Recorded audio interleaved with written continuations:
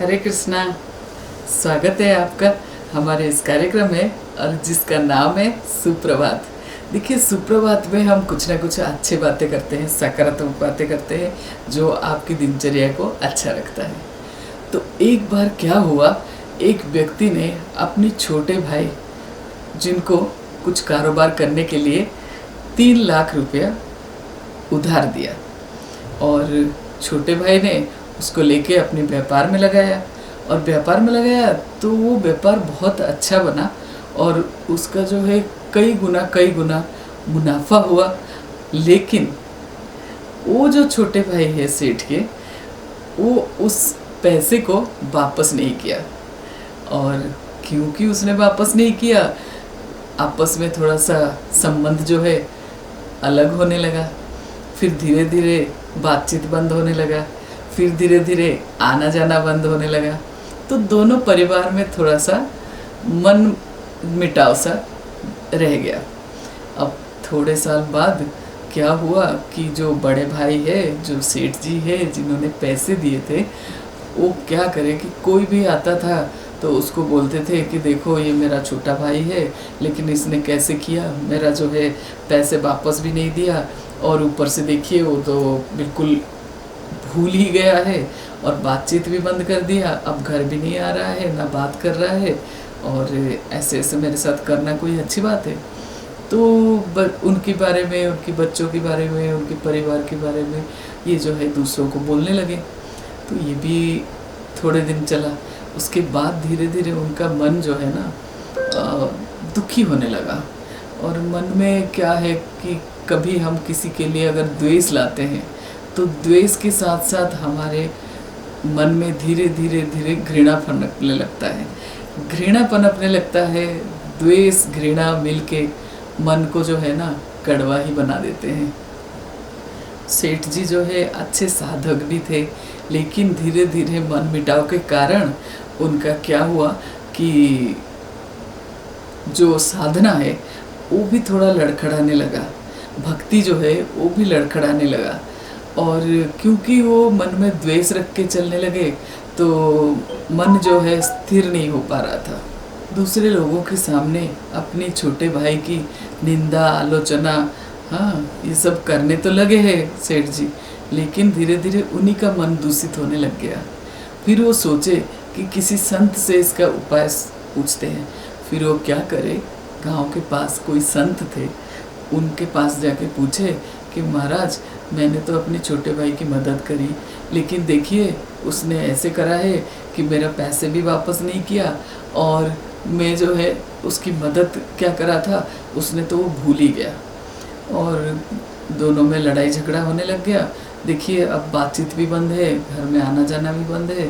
अब जो भी करा उसने, मेरे जो अपनी साधना है उसके ऊपर उसका असर पड़ रहा है, और मेरा साधना जो है अच्छी तरह हो नहीं पा रहा है। तो हमारा संत ने कहा कि देखो, एक काम करो, तुम बहुत सारे मिठाई और फल खरीदो, और उसको लेके अपने छोटे भाई के घर चले जाओ, और वहाँ जाके उसको सामने देखते ही ये फल और मिठाई देना, और उसको हाथ जोड़ के बोलना कि मेरे छोटे भाई, मेरे प्रिय अनुज, मेरे से गलती हो गया है, सब गलती मेरा है, और मैं तुमसे माफ़ी मांगता हूँ। तो सेठ जी जो है एकदम से अवाक हो गए, बोले आप समझे नहीं, मदद मैंने ही किया था, जब मैं ही पैसे दिए थे, और उसका काम कुछ भी नहीं चल रहा था। मैंने उसको पैसे दिए तो उसका काम चला, और मैं ही माफ़ी मांगूं? मैंने तो कोई गलती करा नहीं है, मैं पैसे दे के, फिर मैं क्यों माफ़ी मांगूं?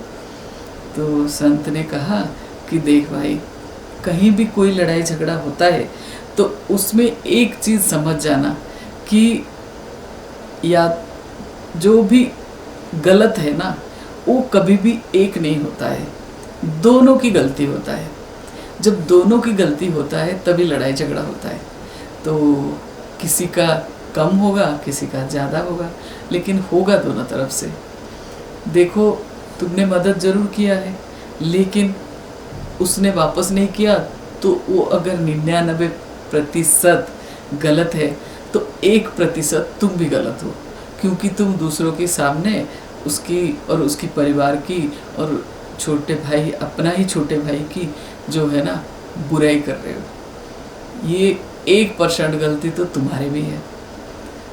तो उसने अपनी गलती समझा और सेठ जी ने क्या करा, बहुत सारी मिठाई और बहुत सारे फल खरीदे और छोटे भाई के घर पहुंच गए, वो भी 15 साल बाद। तो आके उनके भतीजे ने दरवाज़ा खोला, लेकिन भतीजा छोटा सा जो था उसने ताऊ जी को देख के बहुत खुश हो गया और बोला, मम्मी पापा देखो देखो देखो कौन आए हैं हमारे घर, ताऊ जी आए हैं, ताऊ जी आए हैं। वो एकदम से नाचने लगा और अंदर से भाई और उसकी पत्नी दोनों एकदम से दरवाजे की तरफ देखने लगे, तो सही में बड़े भाई है। तो बड़े भाई को देख के वो दोनों भी आश्चर्य हो गए और एकदम से उठ के आने लगे।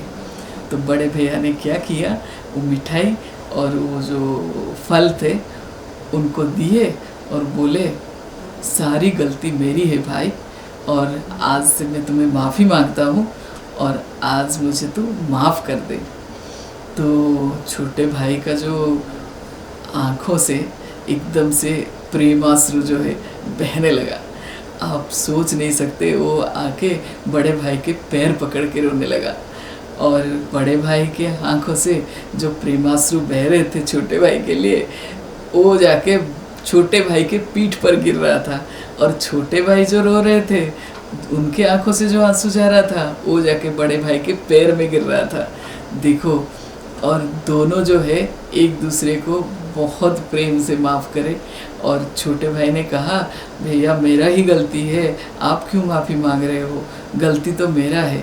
फिर वो जाके अंदर से वो जो पैसा लिया था पहले, वो सारे पैसे लाके भैया के सामने रख दिया कि भैया ये आपका पैसा है। तो भाई ने बोला, नाना मैं तो पैसे लेने आया ही नहीं था, मैं तो तुम्हें माफ़ी मांगने आया था, और तुम जो है मुझे पैसे क्यों दे रहे हो। तो बोले, नहीं ये पैसे अगर आप नहीं लोगे तो मुझे लगेगा आपने मुझे माफ़ ही नहीं किया। तो बड़े भैया ने क्या किया, वही पैसे जो है बच्चों में दे दिया बांट के और बोला कि चलो सब मिलके घर चलते हैं। तो सब मिलके रात को, आधी रात को जब बड़े भैया के घर जाके पहुँचे तो सब परिवार का जो एक पुनर्मिलन हुआ, वो मिलन देखने लायक था। वो खुशी सबकी आंखों में, जो एकदम से इतने सालों से जो घृणा नफरत ये सब था, सब खत्म हो गया और सब जो है प्रेम भाव से बहने लग गया सब। तो सब इतने खुश हो गए, एक दूसरे को सब माफ़ कर दिए। तो बात ये है कि गुस्सा दिखाना, गुस्सा करना तो एक बात है ही, लेकिन प्रेम में ताकत है। क्षमा एक छोटी सी शब्द है, लेकिन उस छोटी सी शब्द के कारण पूरा परिवार जो है प्रेम की अथाह सागर में मस्त हो रहा था। तो अगर हम छोटी सी क्षमा मांगने से हमारा पूरा परिवार खुशी से आनंद की सागर में गोते लगाते हैं, फिर क्या गलत है। हमें तो है क्षमा मांग ही लेना चाहिए, चाहे गलती हमारी छोटी सी हो चाहे बड़ी हो। देखिए, संत ने जैसे कहा कि पहली गलती तो तुम्हारा ये है कि तुम भाई के साथ झगड़ा करे, दूसरी गलती तो ये था तुम्हारा कि तुम जो है उनके बारे में लोगों को बताते रहे, उनकी बुराई करते रहे। तीसरी गलती तुम्हारा ये था कि तुम कभी ये नहीं सोचे कि वो छोटा भाई है, मैं उसको माफ़ कर दूं, क्षमा दे दूं और उसके साथ मिल जाऊं। तो गलती तो तुम्हारे भी है और गलती उसका भी है। तो दोनों में से कोई एक अगर माफ़ी मांग लेता है और उससे सारे बात जो है सॉर्ट आउट हो जाते हैं, तो सोचिए तो ज़िंदगी कितना सुंदर हो जाता है, कितना अच्छा हो जाता है। तो कभी भी बात को पकड़ के सालों साल नहीं रहना चाहिए। जब गलती होता है तभी माफ़ी मांग लो, तभी क्षमा मांग लो। क्षमा जो है ना, आनंद का अनुभूति कराता है। हरे कृष्णा। आपका दिन शुभ हो और मंगलमय हो।